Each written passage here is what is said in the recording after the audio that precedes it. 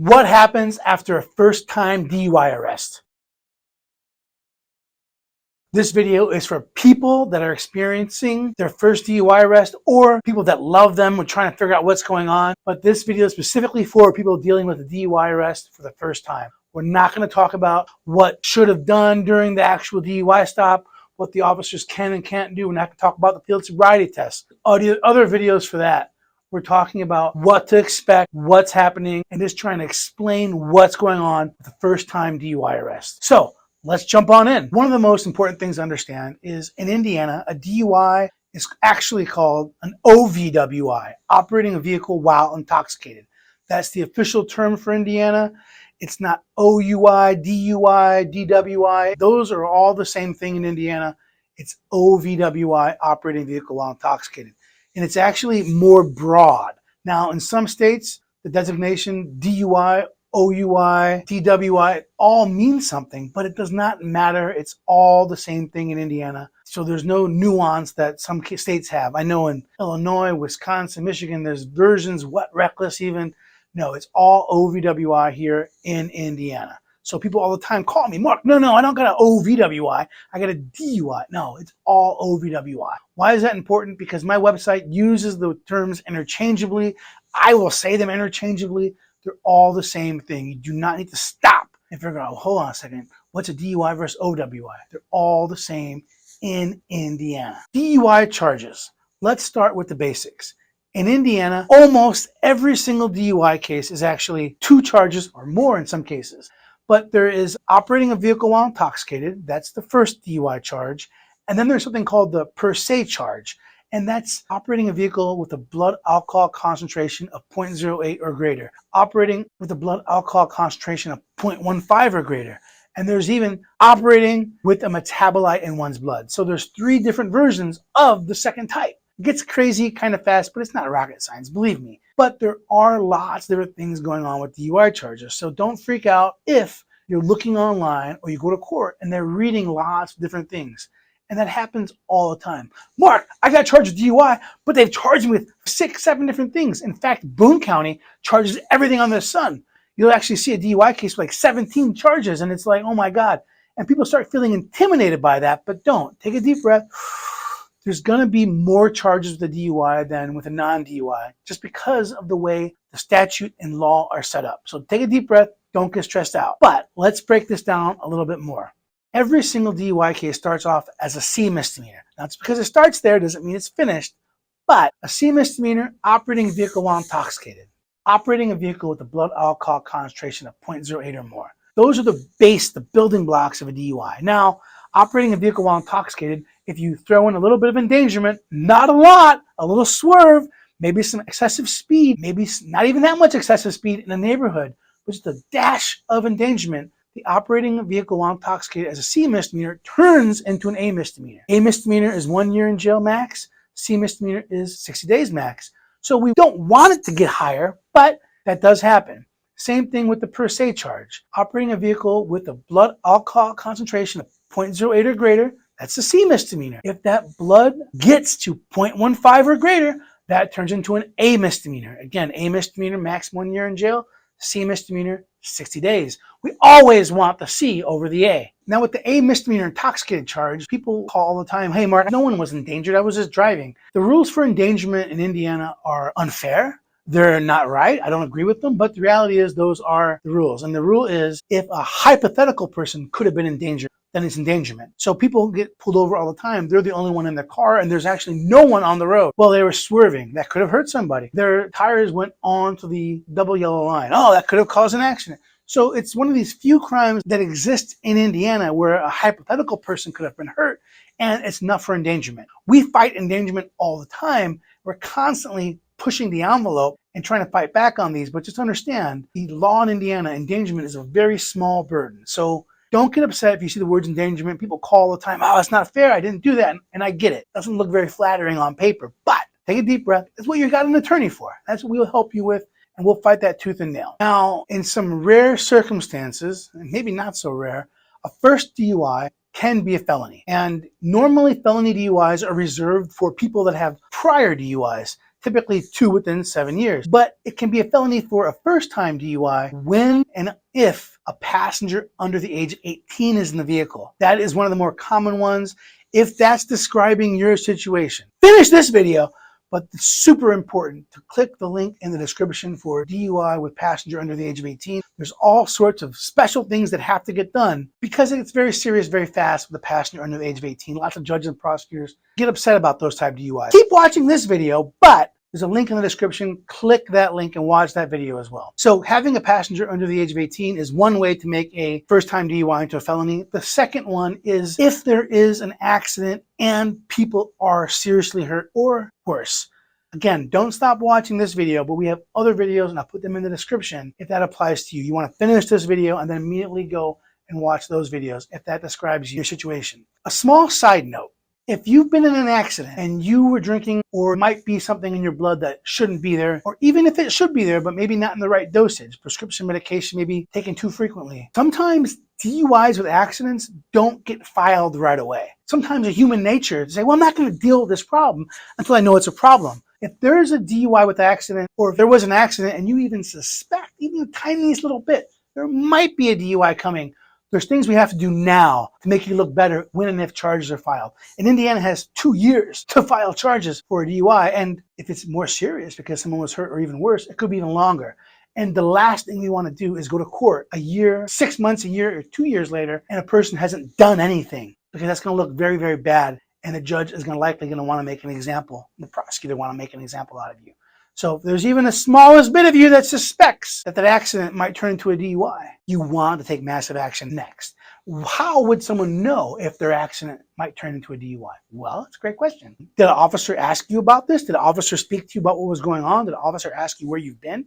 Did they take blood from your arm? Were they blowing into the breathalyzer at the station or other places, even at the side of the road? So there's usually clues as to whether or not an accident is going to turn into a DUI, but you owe it to yourself, even if there wasn't blood, even if there wasn't a breath test. If there's an accident and you were at a bar, you owe it to yourself to call an experienced attorney to make sure you're putting your best foot forward. Enough of that.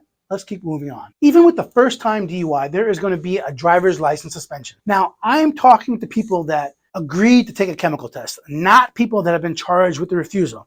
Now, if you've agreed to take a chemical test and your blood or breath is 0.08 or greater, the judge at the first court hearing is supposed to take away your driver's license for 180 days. But Mark, I have to drive. I got it. Let's talk about that. So this taking away of the driver's license at the first court date, it's not fair. It seems anti-American.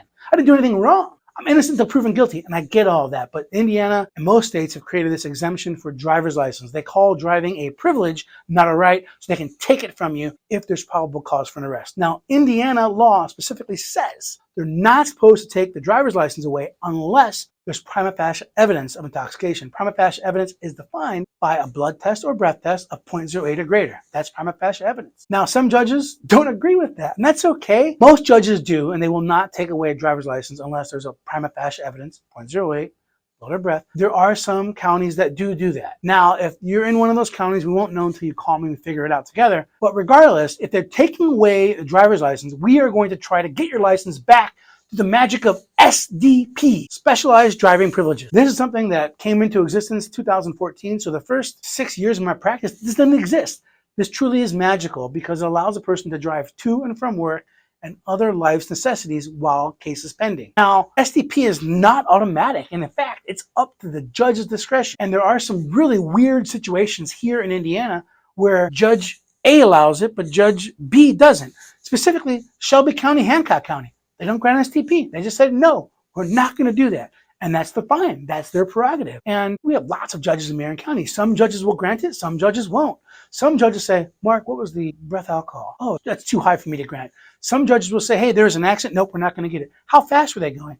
So even within the county, there can be different judges, different reaction to STP. So specialized driving privileges is not guaranteed. But there are some things that you can do to increase the chances of getting an STP. And I will help you with that, but most of these are involved being proactive before we get to court. So even when the judge is mad at you, I'm not going to give this person the ability to drive. Mark, they're going 25 miles over the speed limit. Judge, I get it. But look, before they came to court, they did X, Y, and Z. Take that into consideration. So there are things you can do to put your best foot forward to try to get a driver's license. Now, if you are one of the unfortunate people that have been accused of refusing the chemical test, it's a whole different ballgame. Refusal comes with an automatic 1-year suspension, plus that means on top of up to 1 year for actual DUI, assuming it's not a felony. So people that have a refusal, they really have 1 year guaranteed plus another year on top of that. 2 years license suspension. There are some tips and tricks about that. I'm not going to get it into the video because they are so county specific and they are so judge specific where I don't want to inspire false hope with anybody. But if you have a refusal, you owe it to yourself to call an experienced DUI attorney because we don't live in Chicago. We don't live in New York. We need to drive. We live in Indiana. Driving is important. And the last thing you want to do is get caught driving after a judge says don't drive, because that makes judges very upset. And it makes judges feel like perhaps you don't respect their authority, and they typically deal pretty harshly with that. So I want to get all my clients driving. Refusals are very tough, but I got game plans and I got backup plans for my backup plans. Call me to try to figure out this refusal situation. What to expect in court for your first DUI? Well, every single case in Indiana requires an initial hearing. So initial hearing is basically where the judge reads the charges out loud. You have been charged with operating a vehicle while intoxicated. It's a Class A misdemeanor.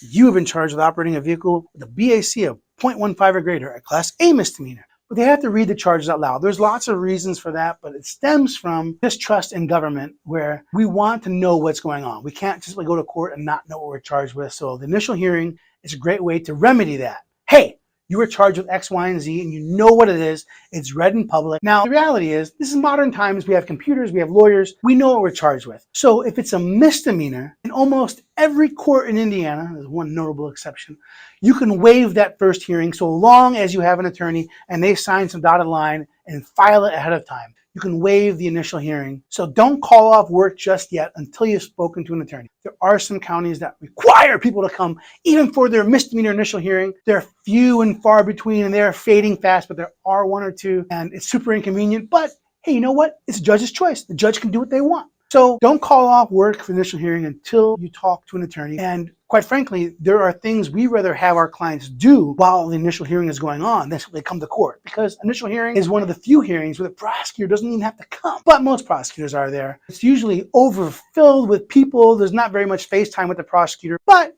they do exist. Now, the real show for DUI cases is the pretrial conference. Now, in some counties, a pretrial conference is super important. The prosecutor and the attorney will get together and talk and mesh things out. In some counties, it's a giant, what they call cattle call. There's 10 attorneys, 50 defendants, and basically there's exchanging paperwork, and the prosecutor's like, if you have any issues, email me. I don't have time to talk. So it's all over the place. A lot of the real magic happens with DUIs between hearings with emails. And then even a little secret, when we go to court on other cases, we'll bring files with us. Hey, let's talk about this one real quick. Hey, let's get this done. Hey, let's get some movement. And then that's the real deal. And pretrial conferences for criminal cases, you must be present. Sometimes people get confused. Well, Mark, I didn't come to the first one. What, I've got to come to the, you just have to. Well, Mark, I had other legal case. I didn't have to. I'm telling you right now, you have to be there unless the judge excuses it in writing. There are a few counties, again, few and far between. Judge is 100% cool with the person not coming. But almost every county, you have to be there unless it's excused in writing. And typically, judges do not like granting things without at least 48 hours of business time. Not weekends and Saturdays. We're talking if the hearing's on a Wednesday, we got to get this motion for attorneys only filed on Friday to give the judge 48 hours to review and respond. That's a good rule of thumb. So last minute things don't typically work out too well in criminal defense, because the judge has lots of power and the judge does not want a person to think they can just do what they want with these cases. So judges have to run a fair and efficient courtroom. Don't always have to come to court, but you have to be there unless your attorney tells you you are excused. Now, after the pretrial conferences, and there can be more than one, there can be more than two, there can be more than three. Depending on the issues, there might be more than three. Depending on the driver's license situation, we may not be in too big of a hurry to get the case done, depending on all sorts of things. Sometimes we just have cases that clients need us to drag out make their situation better. Sometimes clients need time to get treatment. Sometimes I need time to make sure someone that's been injured in an accident is going to be okay, or they're getting better. Sometimes you just need time, but Regardless, there may be more than 1, 2, 3, 4 pretrial conferences. Don't get stressed out about that. Now, after the pretrial conferences, there's either going to be a plea or there's going to be a trial. Client has to be there. In some rare circumstances, we can do telephone or Zoom, but that's kind of fading away in Indiana at this point. But client has to actually be at a guilty plea. And essentially at the guilty plea, that's when the judge slams the gavel, and that's when the punishment begins. Now, other videos on pleas, and the attorney will talk with the person about what's going to happen at the plea hearing. Now, the other type of hearing that can happen after pretrial conferences is trial. Indiana has 2 types of trial, a jury trial and a bench trial. Jury trial, just what you see on TV. Now, if it's a misdemeanor or even level 6 felony, there's only going to be 6 jurors, not going to be 12. That's just the way it is in Indiana. If there's a bench trial, there's not going to be a jury at all. There's going to just be the judge, prosecutor, defense attorney, client. Typically, the prosecutor will have a police officer as a witness to assist them. They just want to make sure the story's straight, but that's what it is.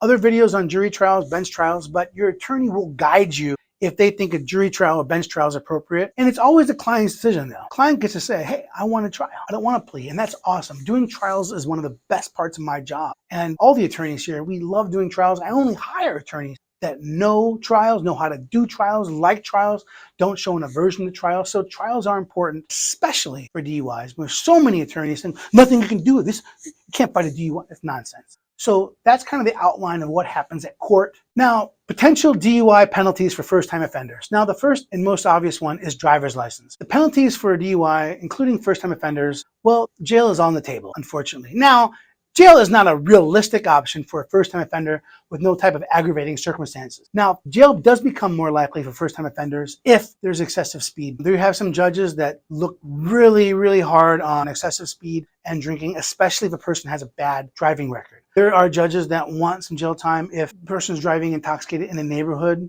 or children present, or God forbid, during a school zone. There are some extreme situations where jail time becomes more likely for first-time offenders, and I just named a few, but also if there was an accident, God forbid someone was hurt, or if there's a passenger under the age of 18.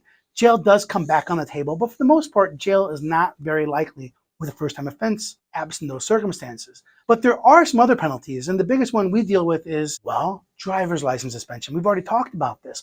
We live in Indiana. We have to be able to drive, and not being able to drive, well, I suspect a lot of people that are told they shouldn't drive, they continue to drive. But if they get caught, it makes the judge so mad. So driver's license, usually suspension can be up to 1 year for a DUI offense. If it's only a C misdemeanor, maybe 60 days. But this is something that's all over the place, and it can be negotiated. Probation is on the table. Different counties want different ones. Usually, if you do the things we ask you to do ahead of time, we can try to shorten probation. There's always fines. The maximum fine for an A misdemeanor is $5,000. Maximum fine for a C misdemeanor is $500. There's all sorts of different things that can go on here. But the reality is the DUI case is serious, and it comes with lots of different things. And important to note, the license suspension for a DUI, there's a pre-conviction suspension, and if you're convicted, there's another suspension. So a gift that keeps on giving, and it's a terrible gift. Nobody wants to give it. Can't even send it back. But there are significant consequences. Now, people in medical fields might have issues with DUIs. People who drive for a living are going to have issues with DUIs, and these are independent of the penalties imposed by the judge. So there are all sorts of things on here that can happen with a DUI offense, and they're all serious. Now, I make these videos to try to educate people, not to scare, but to educate. And it's important to know you don't have to go this alone. I'm serious about that. Me and my law firm, we can't say specialize in Indiana, but we do a lot of DUIs. I'm a former DUI prosecutor. I've been to the National College of DUI Defense on their class. I have this really cool plaque about the science of DUI. My attorneys are former DUI prosecutors. I've just got a lot of experience in this law firm, and we will help you. We've seen it all. And that doesn't mean you're not special, but the reality, by seeing so much, we know what's coming, we know what to anticipate, and we know how to fight back. We can help you. If you're dealing with your first DUI, I'm sorry you got to deal with this. I know it's not fun, but you owe it to yourself to give us a call, 317-632-3642. I know we can help make your situation better. Give us a call. Love to talk about your case. I will talk about DUI law all day. It is a legit passion of mine. Spend a lot of time and energy researching this, but most importantly, remember to always plead the fifth.